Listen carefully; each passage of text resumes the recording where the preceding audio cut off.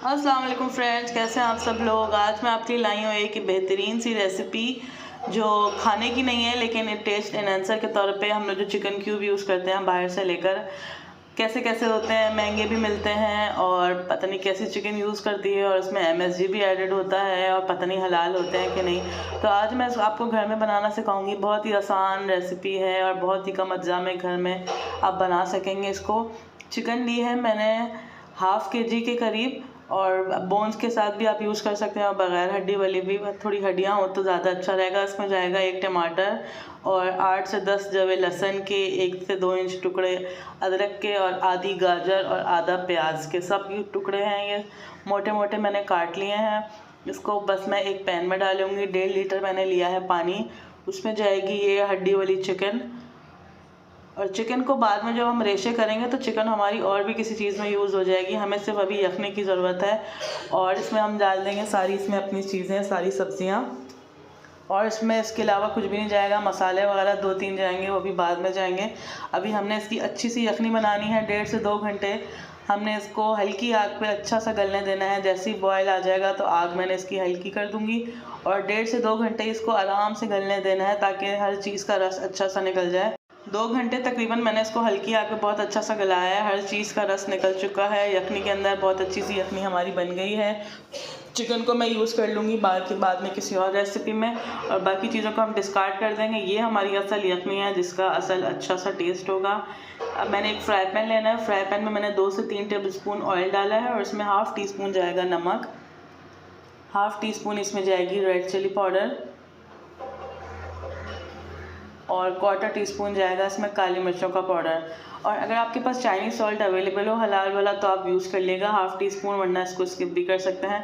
बस इन 3 से 4 मसालों को मैंने ऑयल में सिर्फ चंद सेकंड्स के लिए सौते करना है और इसमें डाल दूँगी मैं वो मज़ेदार सी यखनी जो असल रस वाली है।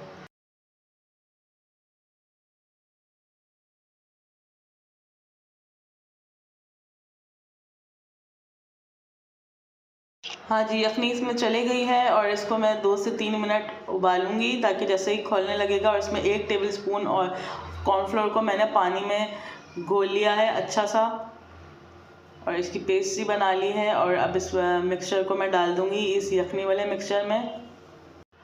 2 से 3 मिनट मैंने इसको मुसलसल चलाते रहना है और ये यखनी हमारी गाढ़ी हो जाएगी, असल शेप में आने लगेगी हमारी जैसे हमें चाहिए।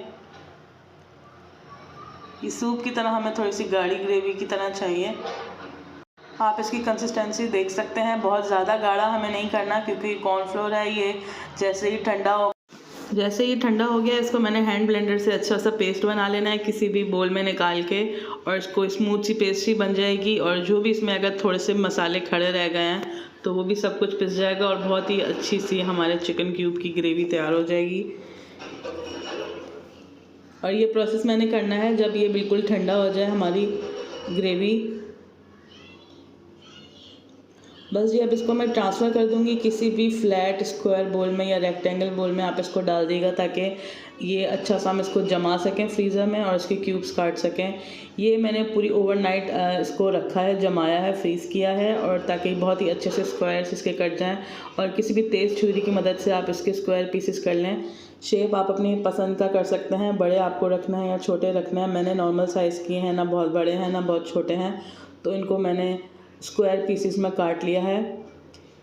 एक आप सिर्फ क्यूब डालें अपने किसी भी हांडी में या चावलों में। जैसे भी सर्दियों का सीज़न स्टार्ट हो चुका है, आप चाइनीज़ में इसको यूज़ करें, सूप्स में, ग्रेवीज़ में।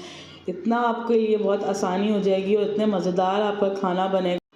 आप चाहें तो इनको फॉयल रैप में रैप भी कर सकते हैं जैसे कि मैंने कर रही हूँ। बिल्कुल बाहर जैसा लुक भी आएगा और टेस्ट तो बिल्कुल बाहर से भी अच्छा बन के तैयार होगा।